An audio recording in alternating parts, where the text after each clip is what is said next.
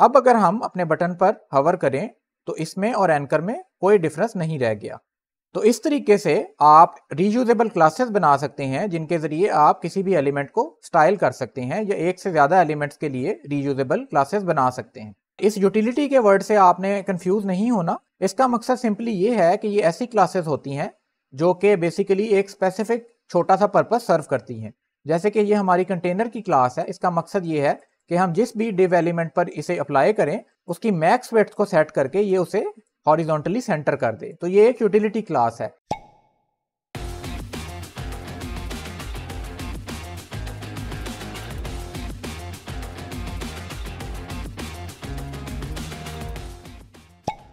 अस्सलाम वालेकुम दोस्तों, मेरा नाम सलमान है और आप देख रहे हैं प्रैक्टिकल डेव। दोस्तों, हमने अपनी लास्ट वीडियो में ये देखा था कि हम अपने प्रोजेक्ट वेब पेज के ग्लोबल टेक्स्ट स्टाइल्स को कैसे सेट कर सकते हैं। इसके अलावा हमने अपनी नेविगेशन की स्टाइलिंग को कंप्लीट किया था। इस वीडियो में हम अपने प्रोजेक्ट के नेक्स्ट सेक्शन की तरफ मूव करेंगे। तो चलिए चलते हैं अपनी एडिटर की स्क्रीन की तरफ।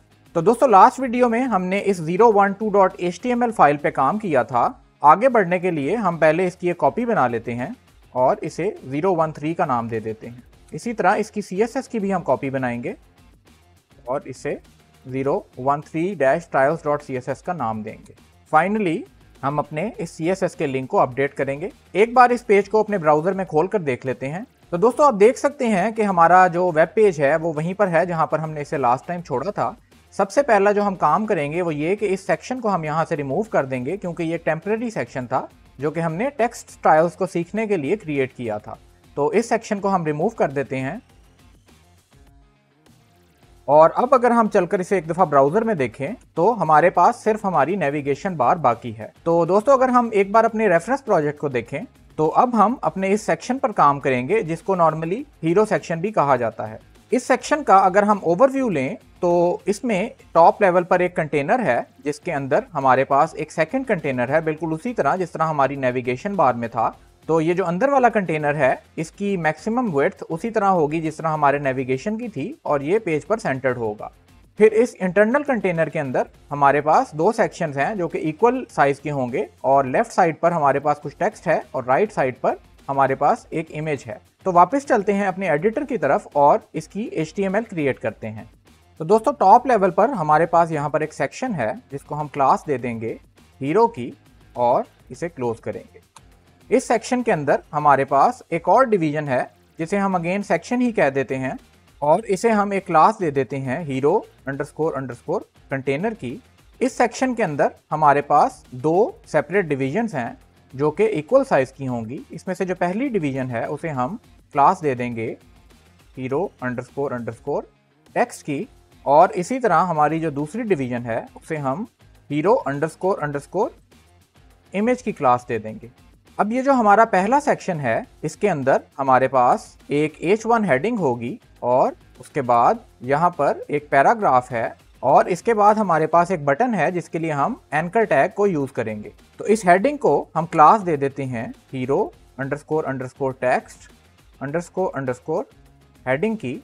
इसी तरह अपने पैराग्राफ को हम पैराग्राफ की क्लास दे देते हैं और इस एंकर को हम बटन की क्लास दे देंगे। तो दोस्तों, यहाँ पर हम अपने रेफरेंस प्रोजेक्ट से जो टेक्स्ट है वो कॉपी कर लेते हैं। तो हेडिंग में जो हमारे पास टेक्स्ट आएगा वो a digital agency made for you, और ये जो यू का कीवर्ड है इसे हम स्ट्रॉन्ग के टैग्स में रैप करेंगे ताकि ये हमें थोड़ा बोल्ड में नजर आए। उसके बाद ये जो पैराग्राफ है इसके अंदर हमारा कुछ लॉरम इप्सम टेक्स्ट होगा या डमी टेक्स्ट होगा और ये जो बटन है इसके अंदर हम लर्न मोर का टेक्स्ट यूज करेंगे। उसके बाद ये जो डिव है इसके अंदर हम अपना इमेज डालेंगे जिसका सोर्स होगा image/slider-icon.png और ये जो इमेजेस हैं जैसे कि मैंने बताया था ये मैंने ऑलरेडी अपने IMG के फोल्डर में कॉपी कर रखे हैं। इसको हम ऑल टेक्स्ट देंगे और यहाँ पर हम इसे हीरो इमेज कह देते हैं और इस इमेज को क्लोज करेंगे। तो दोस्तों, ये हमारा बेसिक HTML का कंटेंट होगा। एक बार चलकर हम इसे अपने ब्राउजर में देख लेते हैं। तो दोस्तों, आप देख सकते हैं कि ये सेक्शन हमारे पास यहाँ पर विजिबल है। हमारे पास एक हेडिंग है, उसके बाद एक पैराग्राफ है और उसके बाद ये एंकर लिंक है जिस पे लर्न मोर लिखा है। और आप देख सकते हैं कि हमारे डिफॉल्ट जो ग्लोबल टेक्स्ट स्टाइल्स थे वो इस टेक्स्ट पर अप्लाई हो चुके हैं। उसके बाद हमारे पास यहाँ पर एक इमेज है। तो दोस्तों, अब हम इसे स्टाइल करना शुरू करते हैं और इसे वैसा बनाएंगे जैसा कि ये हमारे रेफरेंस प्रोजेक्ट में नजर आ रहा है। हम चलते हैं अपनी स्टाइल शीट की तरफ और यहाँ बॉटम पर अपने हीरो सेक्शन को टारगेट करेंगे जिस पर हीरो की क्लास है। तो सबसे पहली प्रॉपर्टी जो हम इसे असाइन करेंगे वो एक बैकग्राउंड इमेज की है। तो दोस्तों हमने जिस तरह इमेज का यूज अपनी HTML में सीखा है उसी तरह हम किसी भी HTML एलिमेंट के बैकग्राउंड में CSS के जरिए एक इमेज लगा सकते हैं। एक प्रॉपर्टी बैकग्राउंड से रिलेटेड हम फ्रीक्वेंटली यूज कर चुके हैं जो कि बैकग्राउंड कलर की प्रॉपर्टी है। इसी तरह हमारे पास एक बैकग्राउंड इमेज की प्रॉपर्टी होती है। इसकी वैल्यू देने के लिए हम यहाँ पर एक URL का फंक्शन यूज करेंगे जो कि होगा URL और आगे 2 पैरेंथेसिस होंगी। इसके अंदर हम 2 कोटेशंस ओपन करेंगे और इन कोटेशंस के अंदर हम अपने इमेज का पाथ देंगे। इस इमेज का नाम है banner-bg.jpg। इसे हम यहाँ पर सिलेक्ट करेंगे, इस पेज को सेव करते हैं और चलकर अपने ब्राउजर में देखते हैं। तो दोस्तों आप देख सकते हैं कि हमारा बैकग्राउंड इमेज यहाँ पर आ चुका है और अगर हम इसे इंस्पेक्ट करें तो इस हीरो सेक्शन को अगर मैं सेलेक्ट करूं तो आप यहां पर देख सकेंगे कि हमारे पास बैकग्राउंड इमेज यहां नजर आ रहा है जिसका लिंक यहां पर टूल टिप में भी डिस्प्ले हो रहा है। तो दोस्तों पहली चीज जो हम यहां पर चेक करेंगे वो ये कि ये जो बैकग्राउंड है ये ठीक तरीके से हमारे हर साइज पर नजर आएगा। तो इसके लिए मैं इसे जूम आउट करूंगा कंट्रोल और माइनस की कीज से।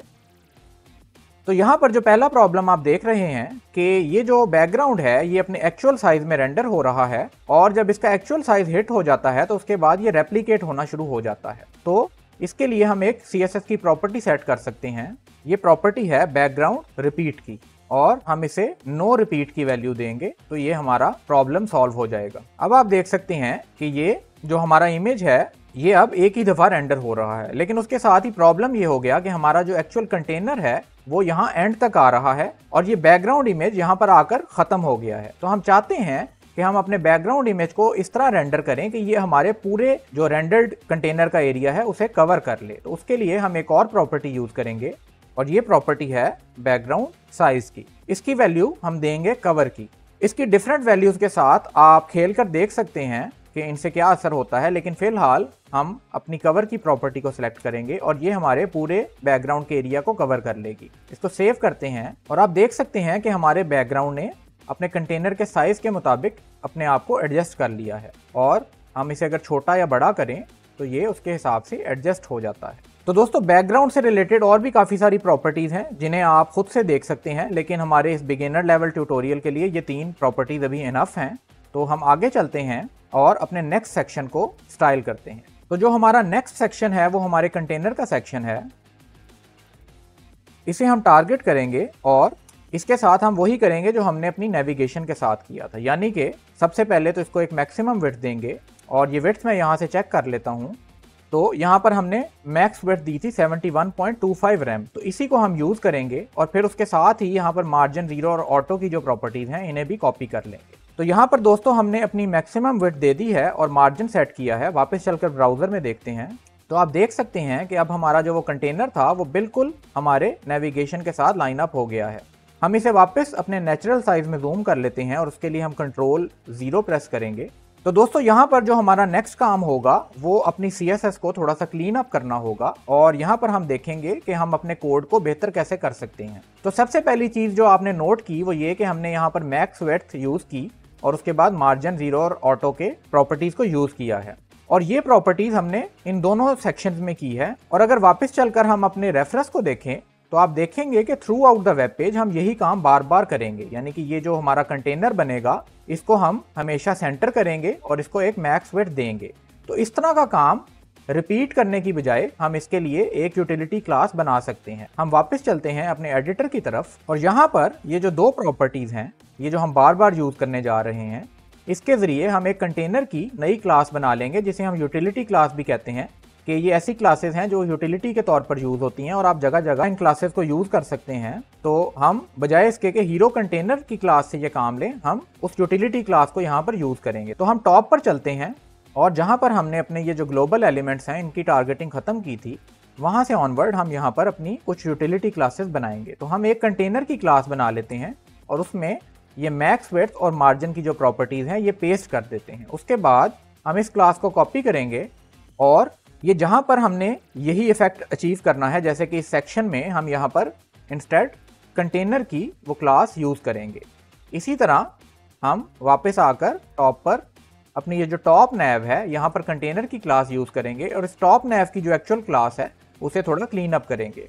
तो यहाँ पर आप देख सकते हैं कि ये जो मैक्स, विड्थ और मार्जिन की प्रॉपर्टीज़ हैं ये हमारी अब कंटेनर की क्लास से आ जाएंगी, तो इनसे हम यहाँ पर जान छुड़ा सकते हैं। हम इसे सेव करेंगे और वापस चलकर देख लेते हैं कि हमारा जो प्रोजेक्ट है वो बिल्कुल वैसा ही नज़र आ रहा है, क्योंकि हमने सेम प्रॉपर्टीज़ अप्लाई की हैं। हमने सिर्फ ये चेंज किया है कि इन प्रॉपर्टीज़ को क्लीन अप करके एक थर्ड क्लास में मूव कर दिया है, और उसकी वजह ये है कि हम इसे अब जगह जगह यूज़ कर सकेंगे।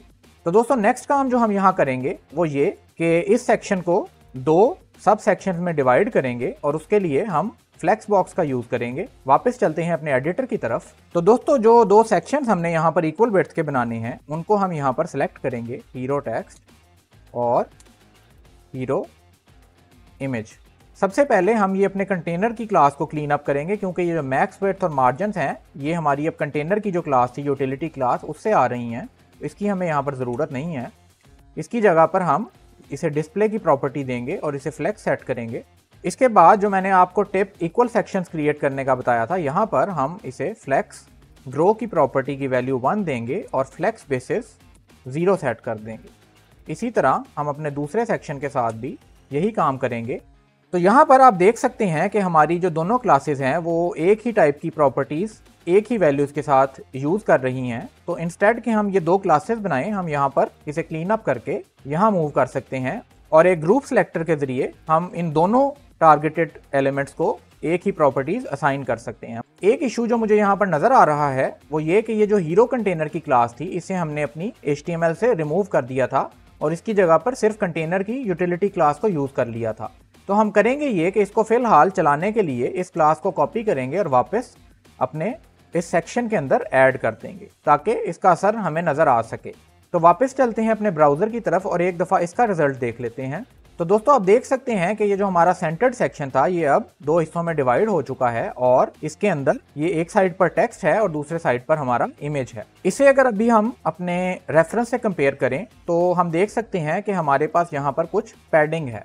तो वापस चलते हैं अपने एडिटर में और अपने इस सेक्शन को जो कंटेनर का सेक्शन है इसे कुछ पैडिंग असाइन करते हैं। तो हम इसे पैडिंग देंगे 6 रैम्स और 2 रैम्स की, यानी कि टॉप और बॉटम पर 6 रैम्स और लेफ्ट राइट पर 2 रैम्स। इसे सेव करते हैं तो आप देख सकते हैं कि ये जो हमारा कंटेंट था अब इसको साइड पर थोड़ी सी पैडिंग मिल गई है जिसकी वजह से ये थोड़ा बेहतर नजर आ रहा है।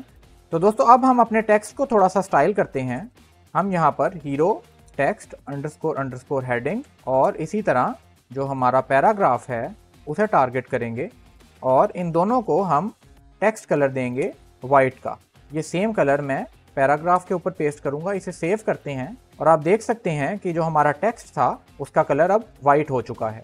नेक्स्ट हम जो काम करेंगे वो ये कि इस पैराग्राफ को टॉप से थोड़ा मार्जिन देते हैं ताकि हेडिंग और पैराग्राफ में थोड़ी स्पेसिंग आ सके, और इसी तरह ये जो हमारा एंकर लिंक है इसके और पैराग्राफ के दरमियान में भी हम थोड़ा मार्जिन देंगे।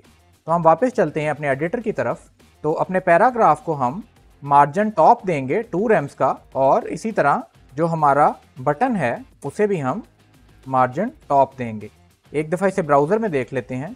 तो दोस्तों आप यहाँ देख सकते हैं कि हमारे मार्जिन यहाँ पर सेट हो चुके हैं। हमारे पैराग्राफ पर मार्जिन अपना असर दिखा रहा है, लेकिन ये जो मार्जिन है हमारा लिंक पर ठीक से काम नहीं कर रहा, और इसकी मेन वजह हम एक दफ़ा देख चुके हैं कि ये जो एंकर लिंक होता है ये बाय डिफ़ॉल्ट इनलाइन एलिमेंट होता है।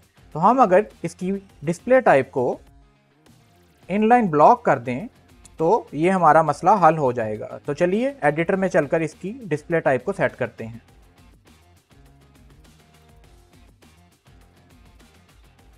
अब अगर हम वापस चलकर अपने ब्राउज़र में देखें तो हमारा जो एंकर था उसके और हमारे पैराग्राफ के दरमियान में भी सही से मार्जिन आ चुका है।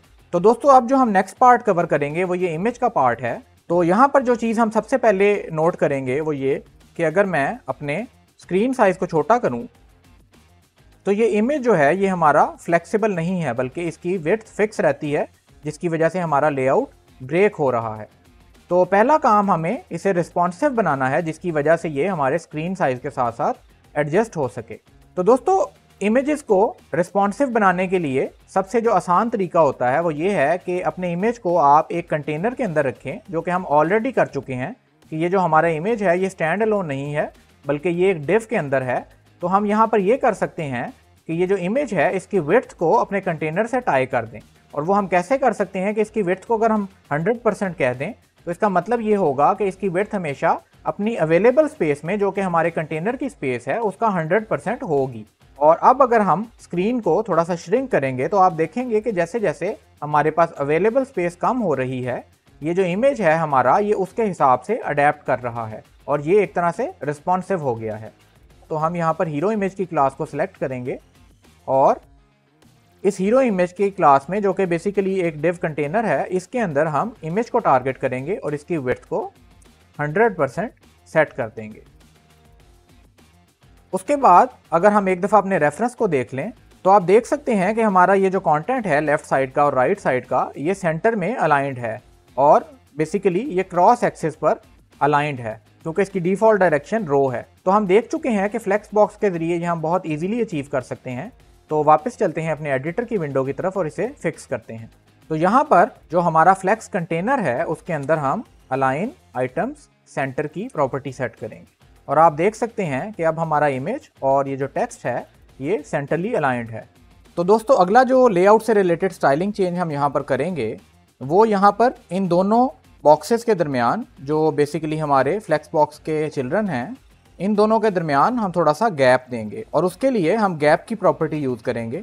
तो चलते हैं अपने एडिटर में और अपने इस हीरो कंटेनर को हम गैप देंगे 4 रेम्स का। मैं इसे सेव करता हूँ और आप देख सकते हैं कि हमारे पास अब यहाँ पर कुछ गैप आ गया है। अगर आप चाहें तो इसे एडजस्ट कर सकते हैं, लेकिन मेरे ख्याल से 4 रेम्स यहाँ पर ठीक रहेगा। तो दोस्तों इस सेक्शन में जो लास्ट एलिमेंट स्टाइल होने वाला रह गया है वो ये लिंक है, जिसको हम अपने प्रोजेक्ट के रेफरेंस की तरह स्टाइल करेंगे। तो वापस चलते हैं अपने एडिटर की तरफ और इसको स्टाइल करते हैं। तो दोस्तों हमने अपने लिंक को ऑलरेडी यहाँ पर सेलेक्ट कर रखा है।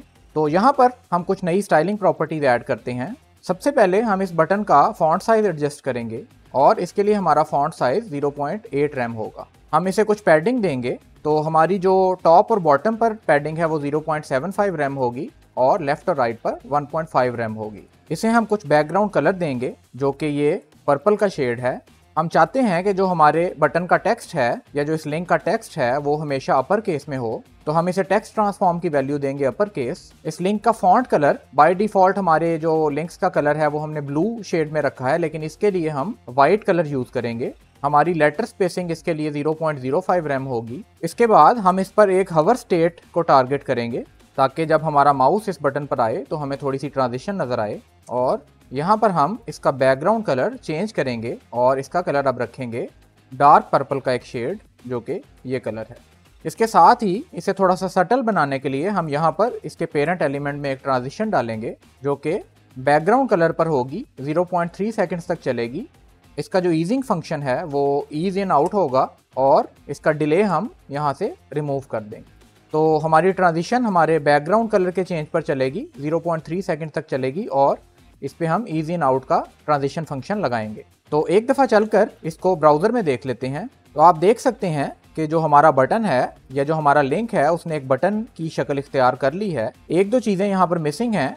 तो सबसे पहली जो मेन चीज़ मैं यहाँ नोट कर रहा हूँ, हमें यहाँ पर राउंडेड कॉर्नर्स चाहिए। उसके लिए हम बॉर्डर रेडियस की एक प्रॉपर्टी यूज़ करेंगे और ये प्रॉपर्टी हमारे जो राउंडेड कॉर्नर्स हैं उनके साइज़ को डिफाइन करती है। तो अभी एग्जाम्पल के लिए अगर मैं यहाँ पर सपोज 1 रैम लिखूँ और हम चलकर इसे ब्राउज़र में देखें तो आप देख सकते हैं कि हमारे जो कॉर्नर्स हैं वो यहाँ पर राउंड होना शुरू हो गए हैं। हम इसे इंस्पेक्ट करते हैं और यहाँ से इसकी वैल्यूज़ को चेंज करके देखते हैं।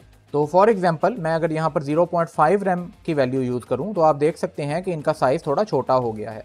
इसी तरह हम इन्हें एडजस्ट कर सकते हैं और ये जो हमारी वैल्यू है ये बाकी वैल्यू यूनिट्स की तरह परसेंटेजेस में भी हो सकती है। मिसाल के तौर पर मैं इसे 25% सेट कर सकता हूँ। जो चीज़ हम यहाँ पर अचीव करना चाहते हैं वो ये है कि हमारे इस बटन के जो कॉर्नर्स हैं वो कम्प्लीटली राउंड हों, एक सर्कल की तरह। तो हम यहाँ पर एक ट्रिक यूज़ कर सकते हैं कि एक लार्ज वैल्यू हम यहाँ पर दे देंगे जैसे कि 9999 पिक्सल्स, और उसकी वजह से ये हमारा कम्प्लीटली राउंड हो जाएगा। तो इसी वैल्यू को हम अपनी एक्चुअल प्रॉपर्टी की वैल्यू के तौर पर यूज़ कर लेते हैं और अपने पेज को सेव कर लेते हैं। कुछ चीज़ें जो हमारी यहाँ पर मिसिंग हैं उनमें से पहली चीज़ अपेरेंट है कि अगर आप अपने माउस को अपने बटन के ऊपर हवर करें तो ये जो हमारा कर्सर है इसे पॉइंटर की शेप में आ जाना चाहिए। अगर हम अपने रेफरेंस प्रोजेक्ट को देखें तो जब हम अपने बटन के ऊपर हवर करते हैं तो हमारे जो माउस का कर्सर है वो एक पॉइंटर की शेप में आ जाता है। तो ये एक आसान फिक्स है और ये इसलिए हो रहा है क्योंकि हमारे एंकर लिंक के ऊपर href का एट्रीब्यूट मौजूद नहीं है। तो हम अगर इस पे href का एट्रीब्यूट डाल दें तो ये मसला हमारा सॉल्व हो जाएगा। तो ये जो एंकर है इसके ऊपर अगर हम कोई href, मिसाल के तौर पर फिलहाल हम यहाँ पर एक ब्लैंक लिंक डाल देते हैं, इसको डालकर सेव करें, तो अब आप देखेंगे कि अगर मैं अपने माउस को अपने बटन के ऊपर हवर करूं तो ये पॉइंटर की शेप में आ जाता है।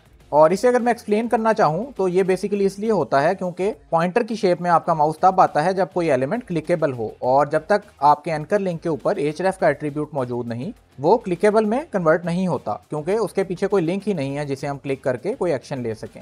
लास्ट चीज जो यहाँ पर हम देखेंगे वो ये कि अगर मैं अपने माउस को क्लिक करके होल्ड करूं तो आप देखेंगे कि ये जो हमारा कलर है या जो टेक्स्ट का कलर है वो ब्लू हो गया है, जो कि हमारा डिफॉल्ट एंकर का कलर है। और इसकी वजह यह है कि हमने अपने एंकर की जो एक्टिव की स्टेट है उसे ओवरराइड नहीं किया। तो हम चलकर इसे ओवरराइड कर लेते हैं ताकि हमारा ये जो स्टाइल है ये कंसिस्टेंट हो सके।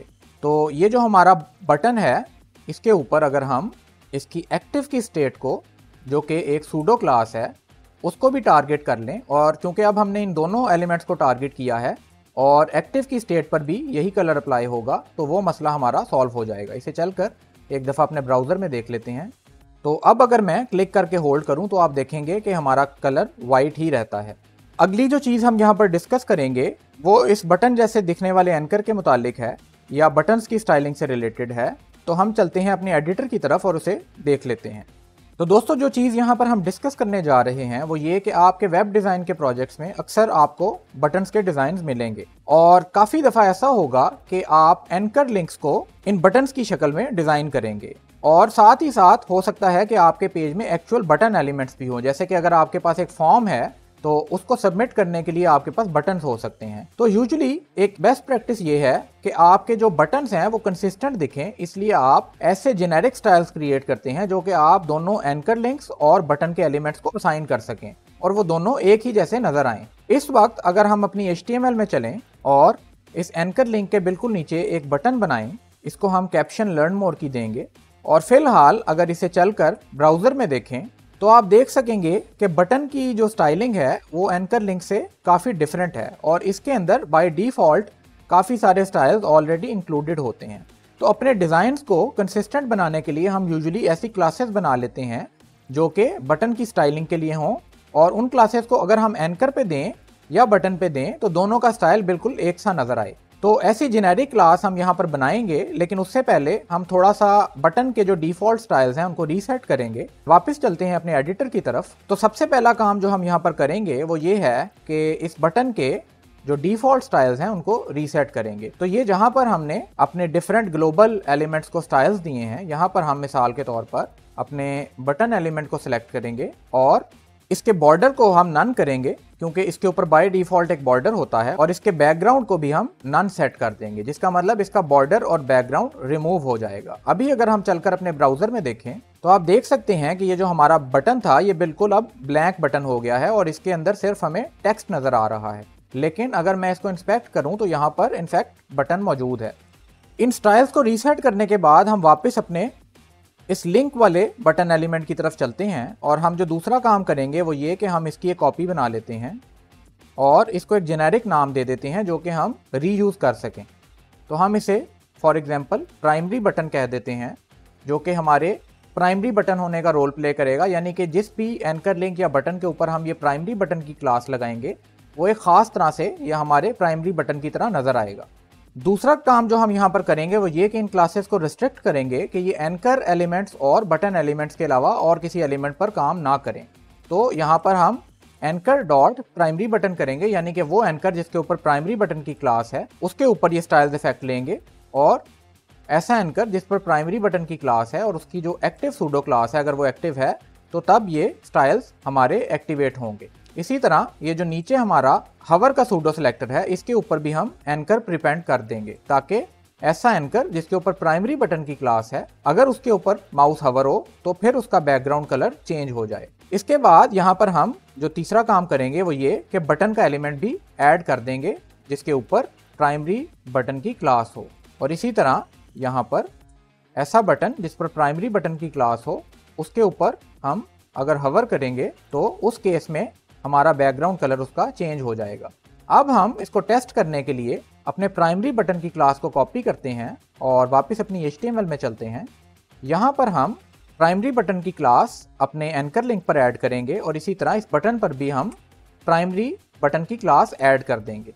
हम इसे सेव करते हैं और वापस अपने स्टाइल्स की तरफ चलते हैं और यहाँ पर ये जितने एलिमेंट्स हमने यहाँ पर बटन के तौर पर यूज़ किए हैं, जो कि बेसिकली सारे ही एलिमेंट्स हैं, इन्हें हम फिलहाल रिमूव कर देंगे या इन्हें टेस्ट करने के लिए फिलहाल कमेंट कर देते हैं। इस पेज को सेव करते हैं और वापस चलकर अपने ब्राउज़र में देखते हैं। तो दोस्तों आप देख सकते हैं कि अब की बार हमारा एंकर और बटन दोनों बिल्कुल एक जैसे नज़र आ रहे हैं। उसकी वजह यह है कि ये जो क्लास हमने बनाई है ये एक जेनेरिक क्लास है जो कि हम दोनों बटन्स और एंकर लिंक्स को दे सकते हैं। एक चीज़ जो यहाँ पर मिसिंग है वो ये कि बटन के ऊपर बाय डिफ़ॉल्ट जब हमारा माउस आता है तो उसका कर्सर चेंज नहीं होता।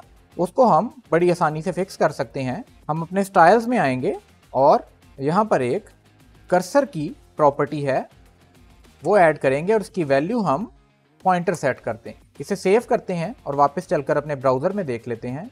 अब अगर हम अपने बटन पर हवर करें तो इसमें और एंकर में कोई डिफरेंस नहीं रह गया। तो इस तरीके से आप रीयूजेबल क्लासेस बना सकते हैं जिनके ज़रिए आप किसी भी एलिमेंट को स्टाइल कर सकते हैं या एक से ज़्यादा एलिमेंट्स के लिए रीयूजेबल क्लासेस बना सकते हैं। वापस चलते हैं अपने एडिटर की तरफ और इस प्रोजेक्ट को थोड़ा सा क्लीन अप कर लेते हैं।